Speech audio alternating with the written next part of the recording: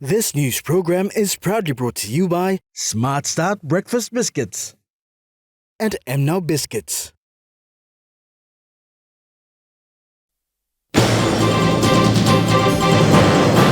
IMF clarifies structure. Casket of late Sir Namalio departs for East New Britain province. And new 18 million Kina Tapo Bridge to give road access to people. A very good evening. You're watching National EMTV News. I'm Grace Papiali. Thank you for joining us. Late Sir Rabi Namalio's casket departed on a chartered flight from Jackson's airport this morning for his home province, East New Britain, for a public funeral. Late Sir Namalio's family, together with the Deputy Prime Minister John Russell, Police Commissioner David Manning and other dignitaries departed with the casket.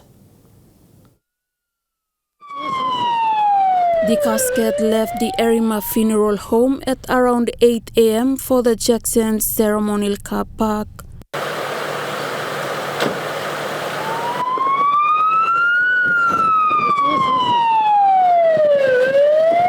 At the airport, it was given a brief guard of honor by the Papua New Guinea Disciplinary Forces.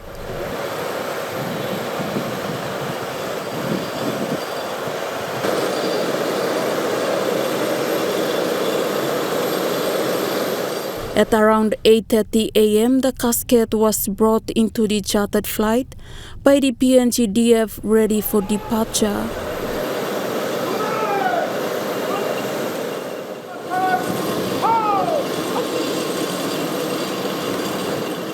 Family of late Sir Namalio, the Deputy Prime Minister John Rosso, Member for Pomi Open Elias Kapavore, Member for Namatanai Open Walter Snowbelt, Police Commissioner David Manning, daughter of late Grand Chief Sir Michael Sumare, Dalciana Somare, and other dignitaries boarded the chartered flight to escort the casket.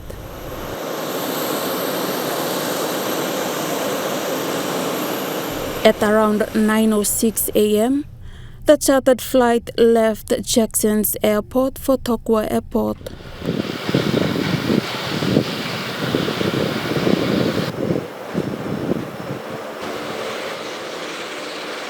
Late Rabi Namalio's casket will overnight at his own province for a public funeral and will return to Port Moresby tomorrow for the continuation of the national house cry here in the nation's capital city. Esther Gane, National EMTV News. Local residents on Daru Island in the South Flight district of Western Province have been urged to maintain peace to bring normalcy. Maintaining peace will allow the authorities on the ground to carry out their investigations into the killing of a young man recently. Authorities in the South Flight district are working tirelessly with the community leaders together with the police and PNG Defence Force to ensure normalcy is restored in Daru. Investigations are currently underway and local residents are being urged not to take laws into their own hands.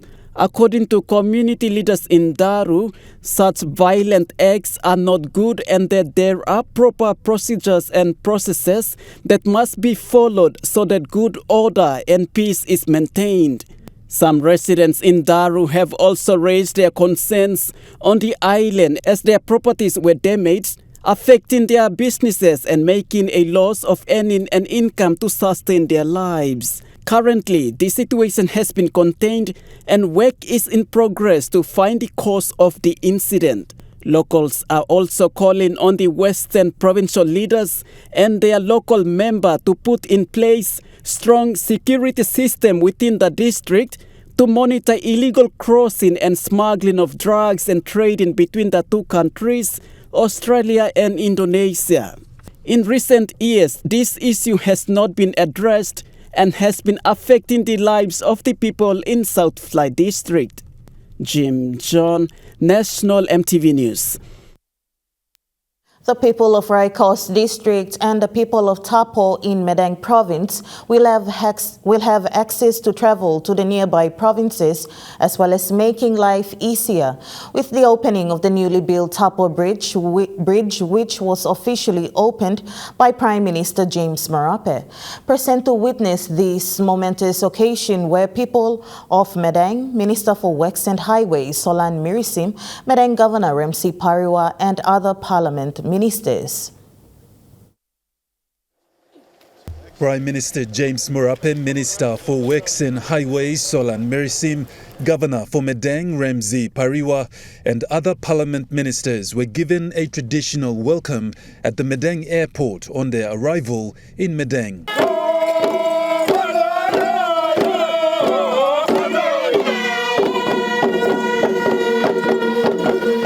A convoy to the bridge site led the delegation to another traditional welcome, Medang style.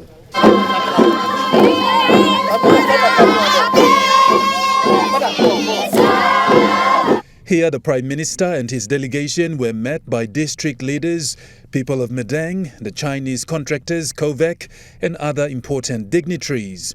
My name is Agolo Planty Hapwe, you mean Ogolo Emla establishing missing link.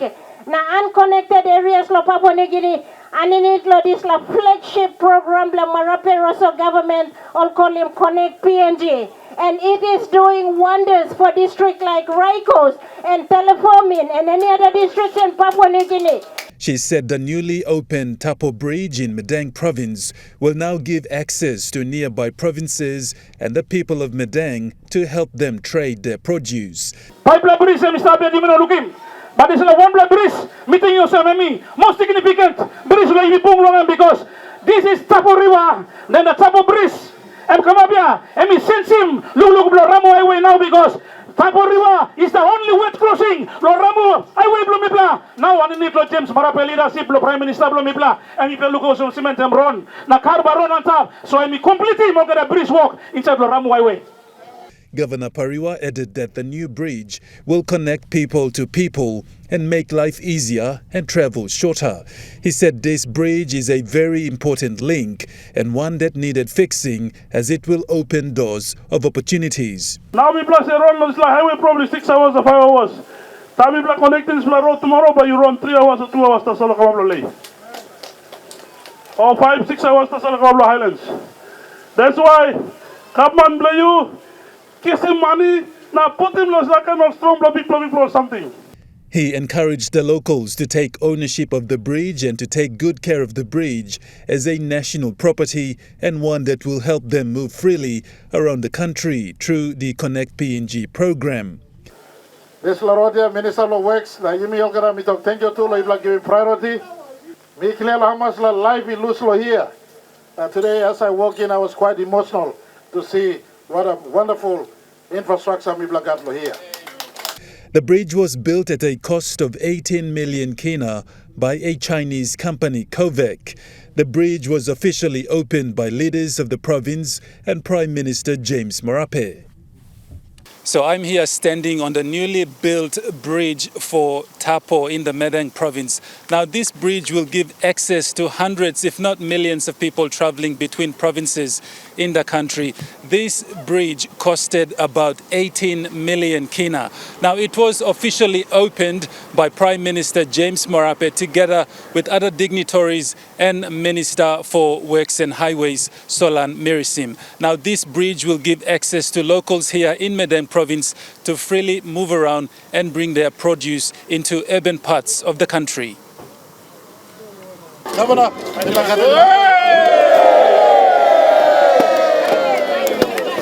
Godwin Eki, National EMTV News. The PNG government's recent loan acquisition of a 3.2 billion kina loan from the International Monetary Fund. Many ordinary Papua New Guineans questioning what this will mean for PNG since ordinary taxpayers are feeling the pinch at an already burdened rise in cost of living. Late yesterday afternoon, the IMF PNG resident representative Sorab Ravik met with media in a roundtable discussion and gave an overview of the terms and conditions of the loan. The International Monetary Fund Executive Board approved a $918 million loan equivalent of 3.2 billion kina under the Extended Credit Facility and Extended Fund Facility for Papua New Guinea, aimed at supporting the government's reform agenda. It was here at Parliament House on the 23rd of March 2023, during the last Parliament sitting, that former Prime Minister Peter O'Neill, on the floor of Parliament, urged the Treasurer Ian Lynn-Starkey to outline the terms and conditions of the IMF loan.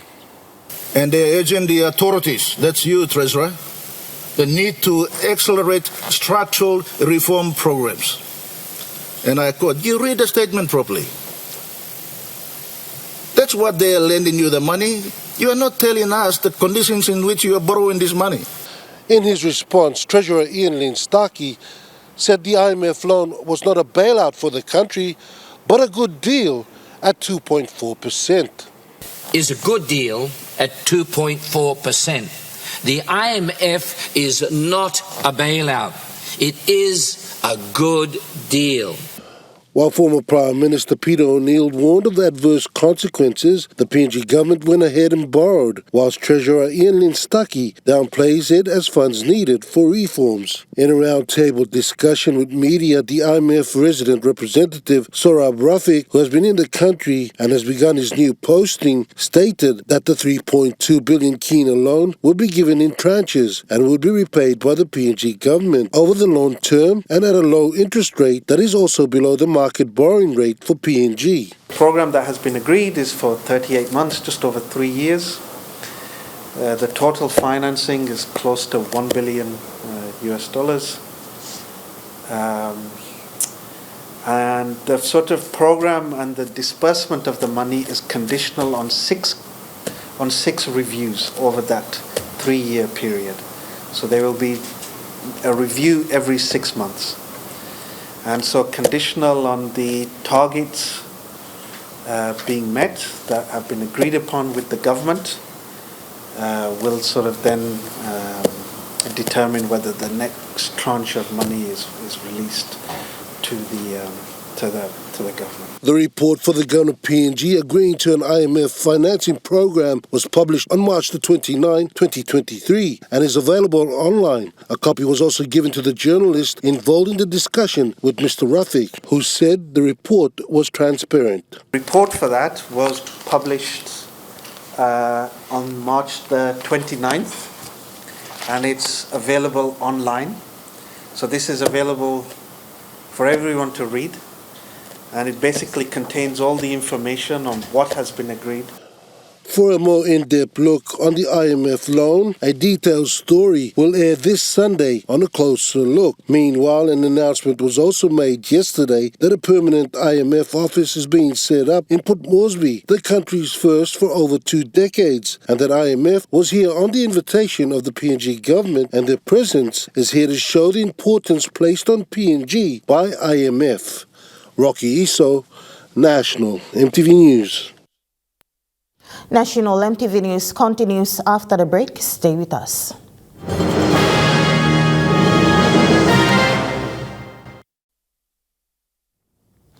You're watching National MTV News. Madang Governor Ramsey Pariwa, during the recent bridge opening in Madang, challenged the national government to also look into supporting the province in building a new terminal as well as a 4-lane road in Madang.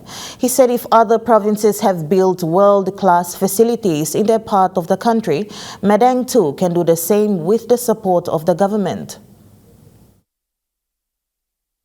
Madang Governor Ramsey Pariwa, during the opening of the newly built Tapo Bridge in Madang, took the opportunity to ask Prime Minister James Marape and his government to look into supporting Madang province to build more infrastructures in the province. He said having travelled to other parts of the country, towns and cities are building new roads and airports, and why not Madang?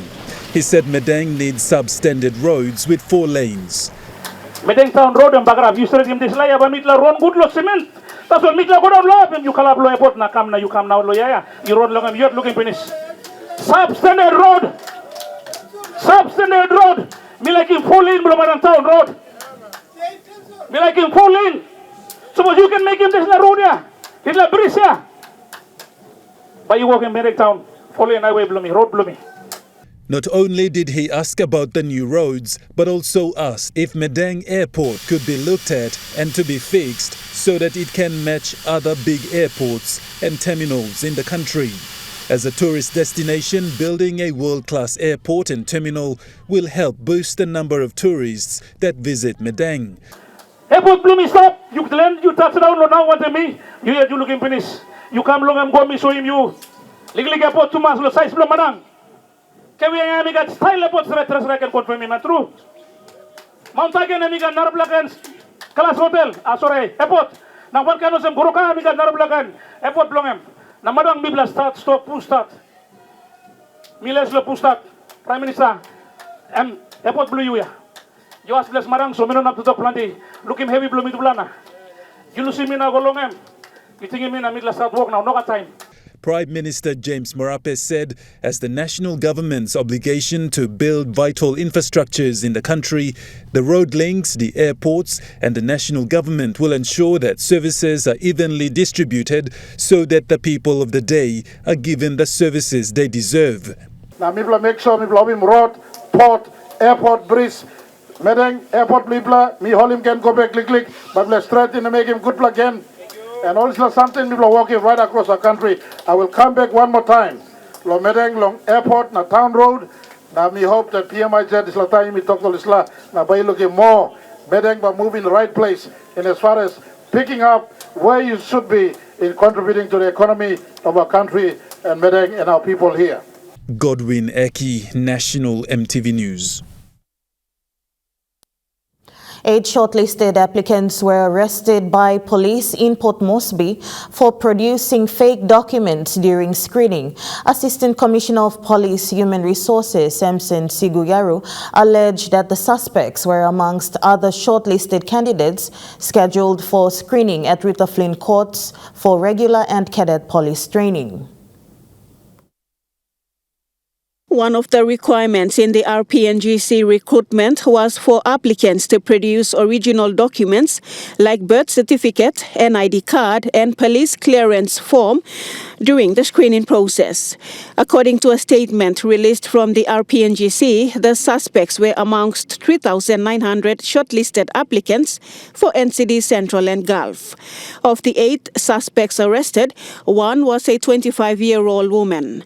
They were taken to the Broco Police Station by the Criminal Investigation Division for questioning. This RPNGC recruitment drive involves officers from the recruitment agency Headhunters, PNG Civil and Identity Registry Office, and the Measurement Services Division of the Education Department to check and authenticate the required documents produced by the shortlisted applicants. Meantime, a large group of shortlisted applicants visited our MTV office yesterday to air their grievances. Today, from entry test, we see that there is the selection process in the entry test is not going well according to our observation. 26-year-old Melissa Saya, who applied for regular recruit, also shared similar sentiments. I was postponed to do my test today in the morning, 8 o'clock. And today I was there to do my entry test. I saw that my other fellow, we were supposed to do the entry test yesterday. Their names are out for the test result. And I was wondering why I'm not in there to do my entry test yet, and the result has come out quick. MTV Newsroom contacted Assistant Commissioner Human Resources, Samson Siguyari, for comments, where he confirmed that a statement will be released soon. Lindy Suharupa, National MTV News. ATEC Learning Centers has held its 12th graduation today at their conference room at the Telecom Romana head office in Port Moresby. A total of 123 students of the Port Moresby campus graduated with their diploma certificates. A huge crowd turned up at the Telecom Romana to witness DATEC's graduation this morning. DATEC Learning Centers is a subsidiary of Telecom Limited. Present at the event were Daytech CEO Gokul Naidu, General Manager Ravi Chandran, and PNG University of Technology Deputy Vice Chancellor Dr. Gary Sally. PNG Unitech, under its partnership with Daytech, sees Daytech graduates recognized under them. In 2029, I think we, with Daytech, we signed the MOU or MOA, and then to have the learning center, Daytech Learning Center, Unitech. So the degree that degree people get, or certificate that you get, or diploma, is affiliated to that university. Daytech CEO Gokul Naidu was pleased to give his address. So on behalf of our Daytech Learning Center's management and team, we would like to thank each one of you who have witnessed your brother or sister or your sons graduate from Daytech Learning Centers. It's a proud moment. And special remarks was made by Daytech's General Manager Ravi Chandran. Nearly 1,000 plus students graduated from our school in Palm and Leh. We are proud to say more than 60 to 70% of them achieved the jobs. They are getting jobs once they finish the graduation, finishing from our school. Diploma certificates were awarded to those who were learning the knowledge, trade and skills in the field of information technology. The Port Moresby campus graduating class of this year turned out in big numbers today, with a total of 123 students graduating with Advanced Professional Diploma in IT, Advanced Professional Diploma in IT Distance, Advanced Professional Diploma in Server and Network Administration, Advanced Professional Diploma in IT and Business Management, Diploma in Project Management, and Diploma in Business Analysis and Business Intelligence. Daytech was proud to award its graduates. Some were from the public and private sectors. Also today saw a group of BSP employees got their diploma certifications.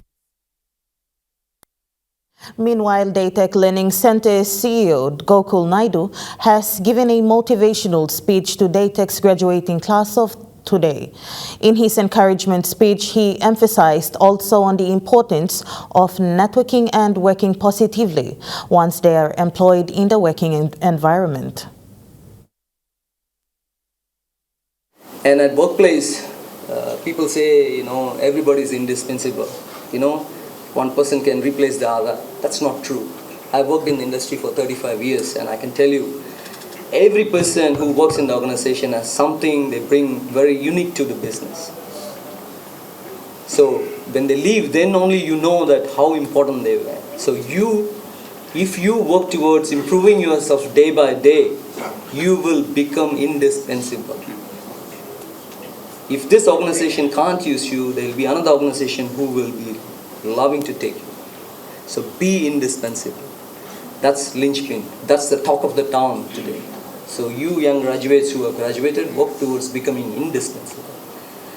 That's what the nation wants. That's where there is prosperity. And the future is in your hands. The National Research Institute started a two-day seminar on national security, which began today in Port Moresby. Topics discussed are based on population and movements, energy, food and biosecurity, and transnational issues affecting the national security of the country. Speaking during this seminar, a representative from the National Security Sector Agency said national security is everyone's business and the task should not be put to only the security forces.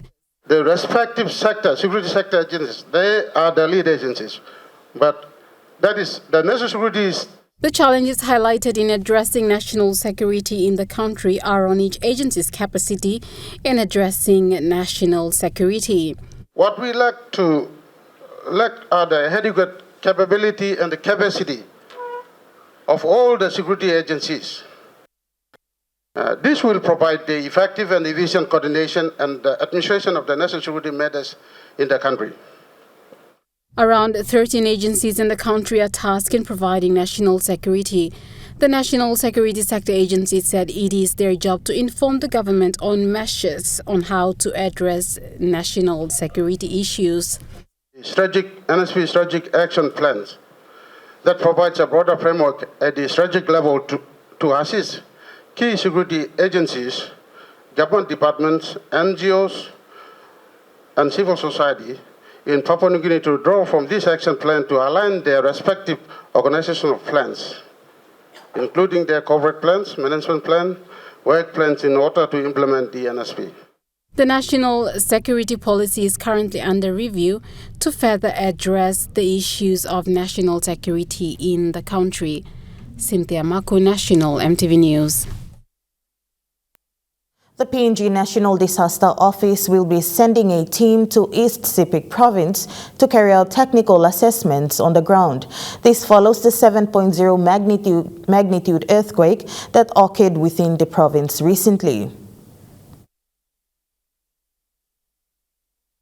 Acting Assistant Director of Port Moresby Geophysical Observatory, Matthew Mohoy, says the team will conduct technical assessment on the ground. ECBIC to carry out the technical assessment for this particular earthquake. Unconfirmed reports from authorities on the ground in ECBIC that there are so many anxieties in relation to the earthquake that happened.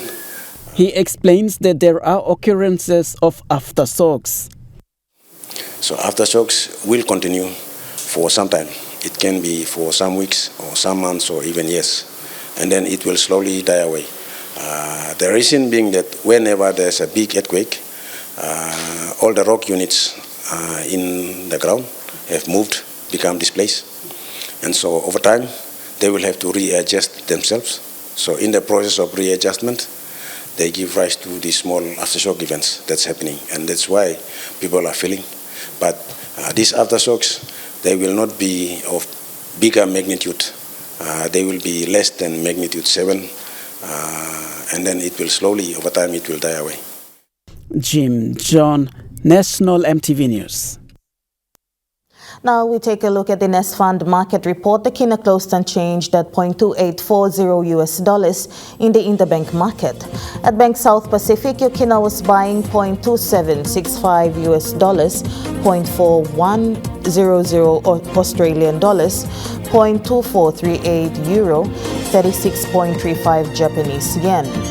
Looking at commodity prices at New York close, gold is trading higher, coffee closed higher, cocoa closed lower, copper closed lower, palm oil closed lower, crude oil is trading lower, copper closed higher.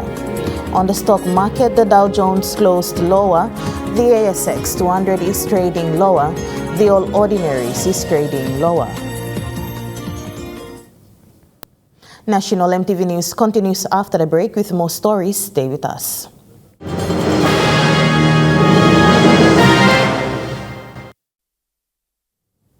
You're watching National EMTV News. The casket of the late Sarah Binamaliu arrived in Kokopo this morning to a washdown and a traditional Tubuan welcome.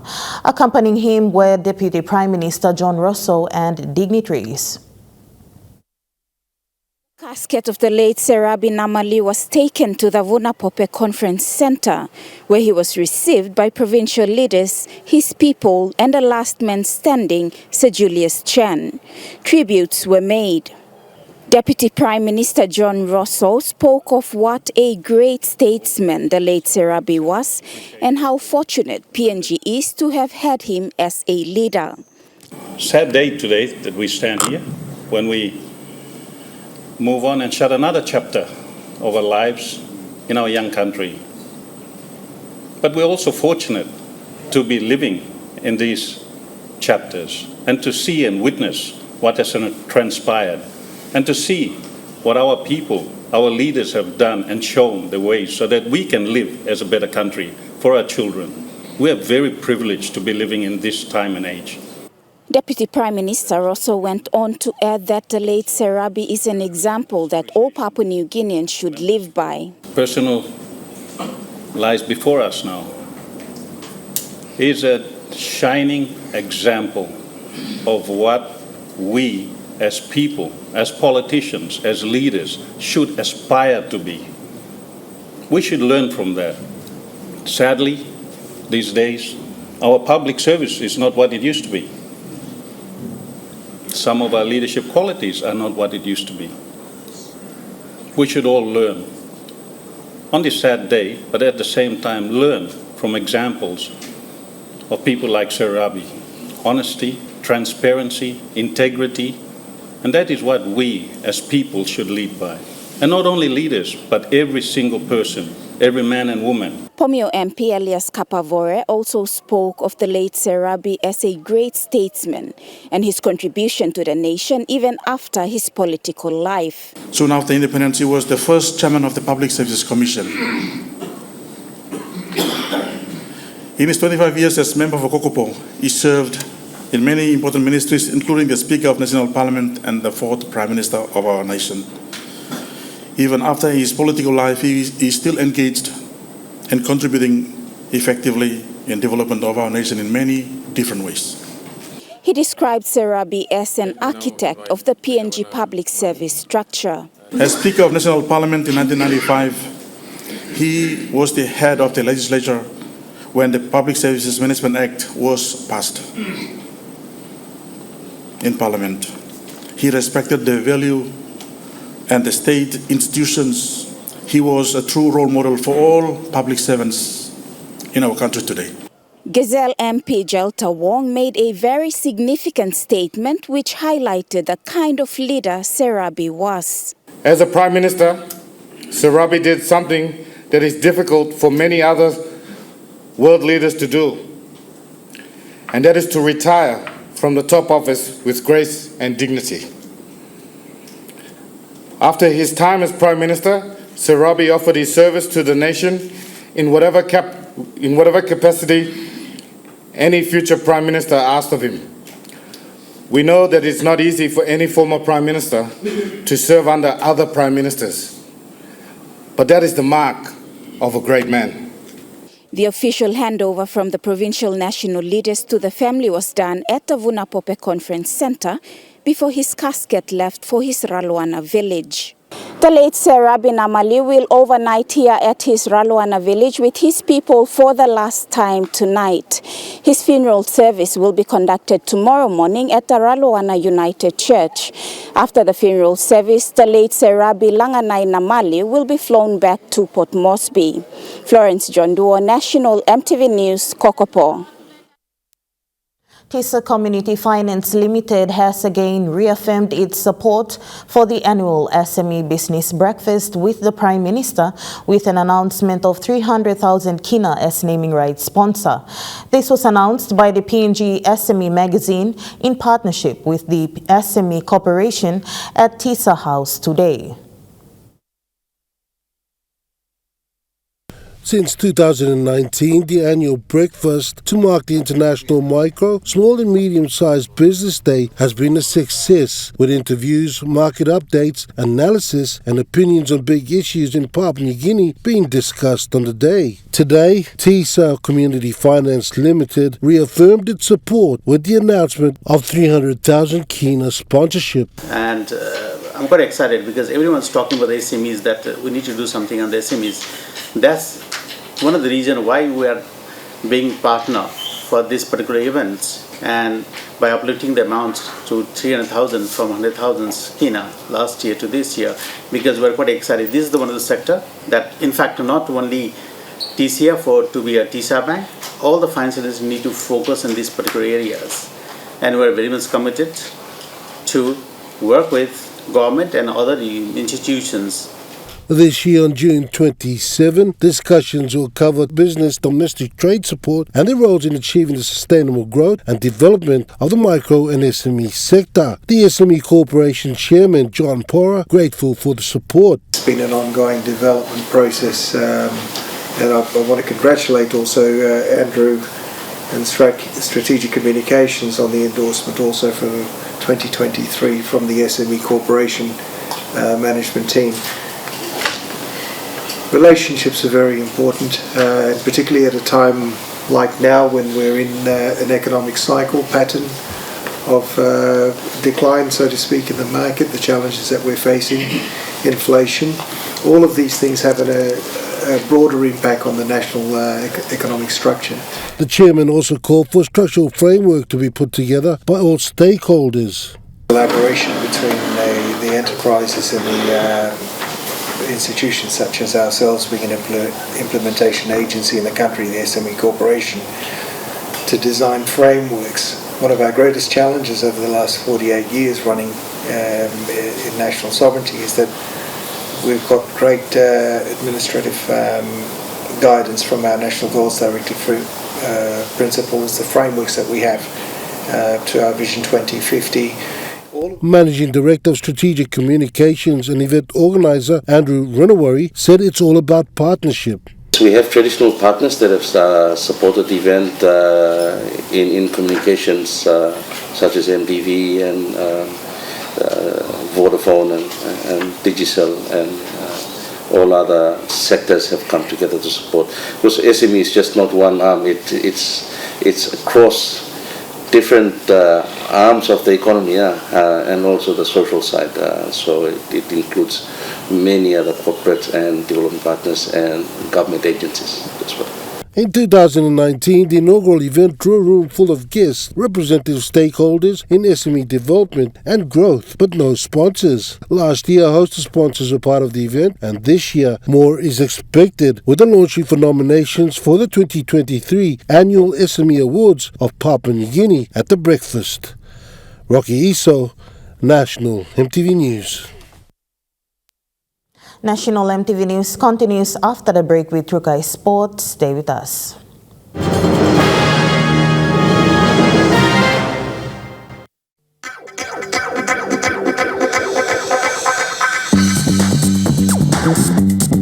Trukai Sports.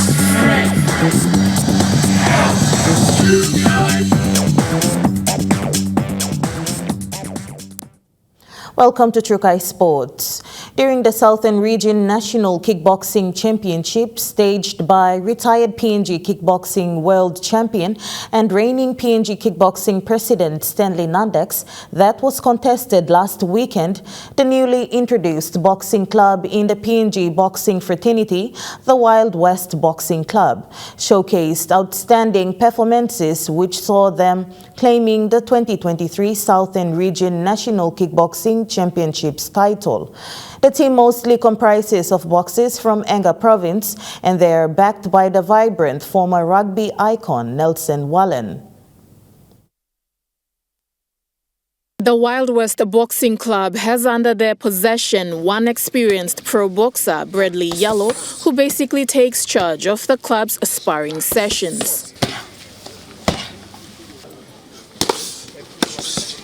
Despite entering the Southern Region National Kickboxing Championships without proper preparations, the Wild West lads have shocked the tournament where they won all their bouts. Their main highlight was witnessed when their pro boxer and trainer Bradley Yallow received an international kickboxing certificate during the tournament.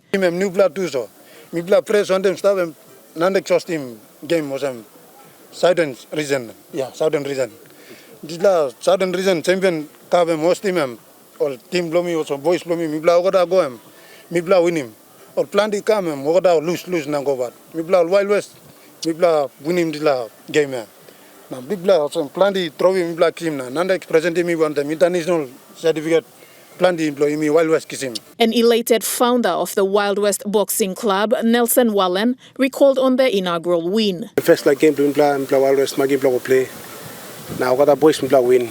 Now I'm giving him all certificate Stanley at them sign I give him so I'm got him wait this last certificate too. As proud as the team appears, there is always a hardship encountered by any success story. One of the main areas of concern that was raised by the founder, Nelson Wallen, was training venue and sponsorships. Tournament too coming up, so Mibla start to take part in the tournament. One play game by next week, which is Semblo Goroka, but since Mibla no got fans now, Mibla no got supporters or sponsors to back it, and Mibla just let them go, so Mibla not give up. Even though the Wild West brothers will not be participating in this weekend's tournament, founder Wallen says their sparring sessions will continue as they prepare for other upcoming tournaments as per the 2023 PNG kickboxing calendar. Lisa Puni, Chukai Sports. Meanwhile, the Wild West Boxing Club is calling out to fellow Angans around the country to tap into boxing and refrain from tribal fights and violence, which is predominant within Enga Province. Enga Province has always been marked as a no-go zone in the country, especially when it comes to tribal fights and violence. This is the stereotype the founder for Wild West Boxing Club, Nelson Wallen, is aiming to mitigate through his new boxing club. Plus, fight lo die. Kiss him life lo, not la man give him life. Which is, give him life. He is a killing man kugam so. Now this la boxing, kickboxing game eh. And by you fight, but emblo fight lo iba win him title na by lu give sambla all provinces, by lu give sambla all country establish the world. So fight lo kill him man imi lusima. Imi fight na imi ba give name na. Ika sambla life. The same sentiment was shared by the Wild West Boxing Club team manager Malfo Diallo. Mr. Beck one time all boys blew me, or plenty all boys blew me plus time almost a walk, now also style street. So me got time blew me and me like see more come inside the sports where all can stop, all can build in fitness do all have now all can stop healthy now like all symbol this level lily certificate and this like kind of all vaccine promotion all can build him up this like kind all certificate go now all can plug and make a reference do now all can see walk now board now all can make him. Founder Wallen extended the invitation to not only Angans, but anyone who has a passion for boxing to come forward and join their club. The Wild West Boxing Club is located at Pohola in the nation's capital. The team is also offering self-defense sessions for women given the rise in petty holdups and increase in crime rates happening around the country. Lisa Puni, Chukai Sports. Trukai Sports continues after the break. Stay with us. Trukai Sports. Welcome back to Trukai Sports.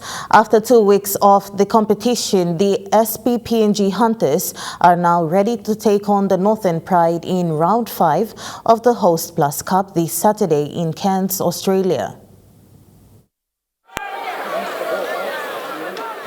With 1 win, 1 draw and 1 loss from their first 3 games and on bye in round 4, this Saturday at 5:30 p.m, the SPPNG Hunters will take on the Northern Pride at Barlow Park in Cairns, Australia in their round 5 match.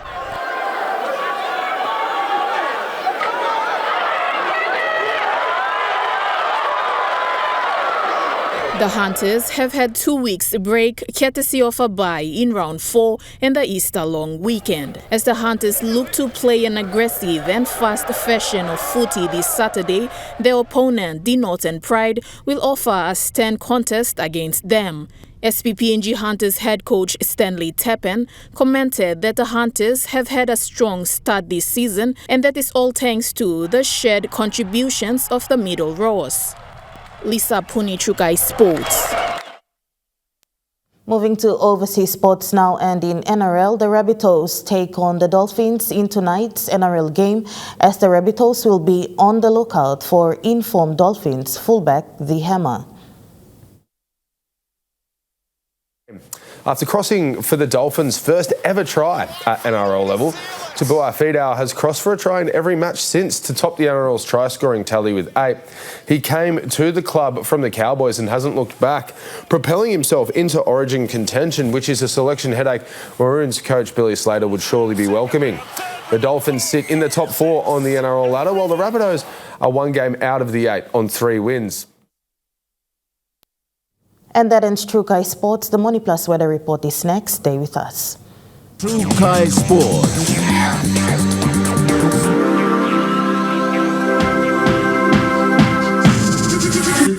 Trukai Sports.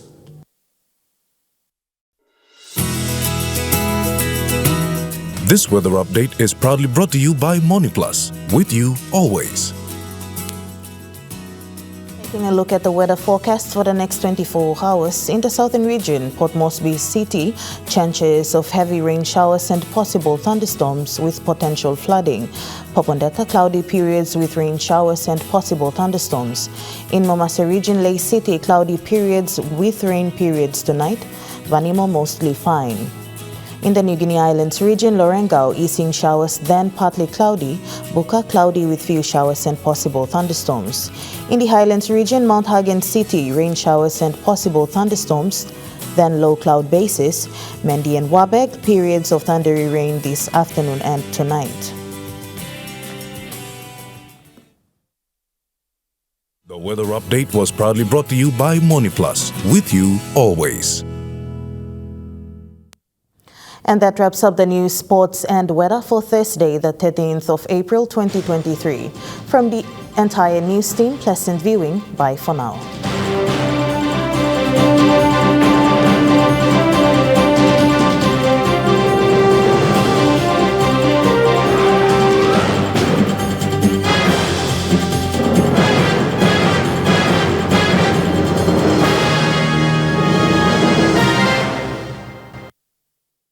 This news program was proudly brought to you by Smart Start Breakfast Biscuits and Gold Nuggets.